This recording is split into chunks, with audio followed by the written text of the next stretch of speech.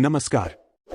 आप देख रहे हैं अल्फाभूत यूट्यूब चैनल, जहां आज हम अंडमान और निकोबार द्वीपों में बिजली की समस्या और संभावित समाधान के बारे में बात करेंगे। इसमें एक बेहद महत्वपूर्ण समाधान है, इसीलिए अंत तक बने रहे। द्वीपों में बिजली के ऐतिहासिक परिप्रेक्ष्य से शुरू करते हैं। ब्रिटिश काल में पहली बार रॉस द्वीप पर स्टीम जनरेटर से बिजली शुरू हुई थी। उसके बाद पोर्ट ब्लेयर में डायरेक्ट करंट जनरेटर लगाया गया था। आजादी के बाद चाथम द्वीप पर स्टीम टरबाइन जनरेटर स्थापित किए गए। पहले सॉडस्ट का उपयोग हुआ और फिर मैंग्रोव के लकड़ी का।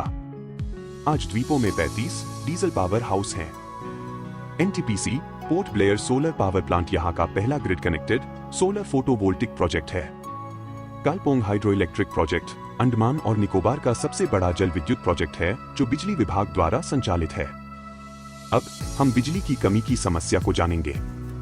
अंडमान और निकोबार द्वीपों में लगातार बिजली की कमी और बार बार लोड शेडिंग से यहां की जिंदगी प्रभावित होती है।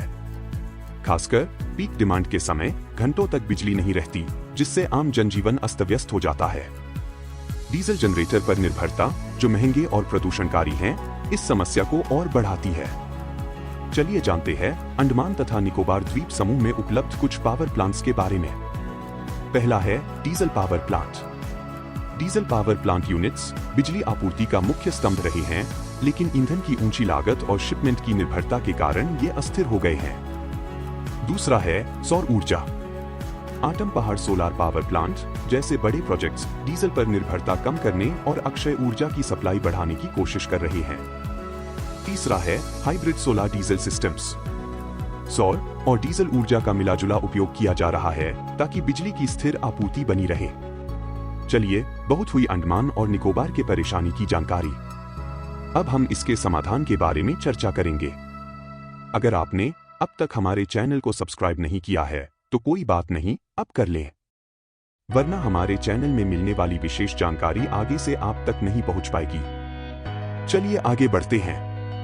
अंडमान तथा निकोबार द्वीपों में बिजली के समस्याओं का समाधान है tidal energy project. Tidal energy यानी वह ऊर्जा जो समुद्र के लहरों से उत्पादित होता है। अब तक आप लोग समझ ही गए होंगे कि मैंने इसे क्यों चुना।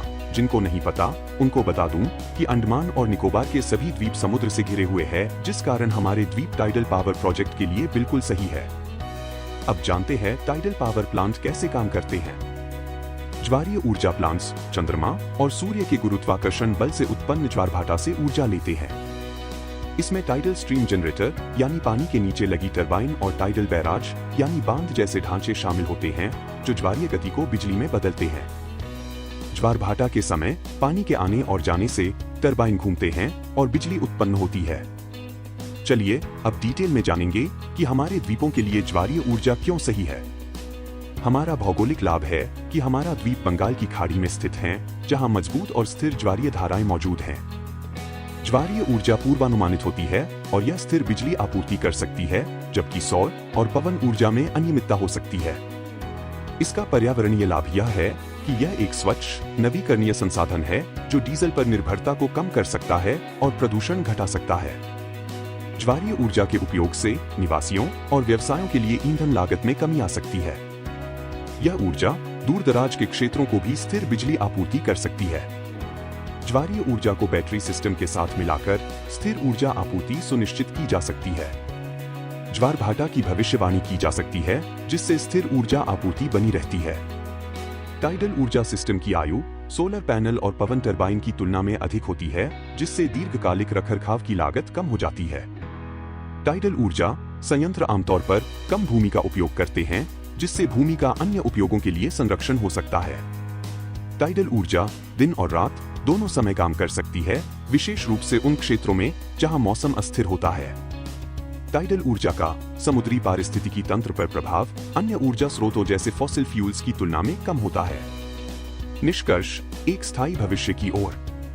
ज्वारीय ऊर्जा अंडमान और निकोबार द्वीपों के बिजली की चुनौतियों के लिए एक स्थायी और विश्वसनीय समाधान हो सकती है। डीजल से हटकर नवीकरणीय ऊर्जा स्रोतों में निवेश करने से यह क्षेत्र अपनी ऊर्जा सुरक्षा को मजबूत कर सकता है, कार्बन फुटप्रिंट को कम कर सकता है और यहाँ के निवासियों की जीवन गुणवत्ता को सुधार सकता है। अल्फाबूट चैनल में हम समस्याओं के बजाय समाधान पर चर्चा करना पसंद करते हैं और ज्वारीय ऊर्जा, द्वीपों के लिए एक हरे भविष्य की कुंजी हो सकती है। पूरा वीडियो देखने के लिए धन्यवाद।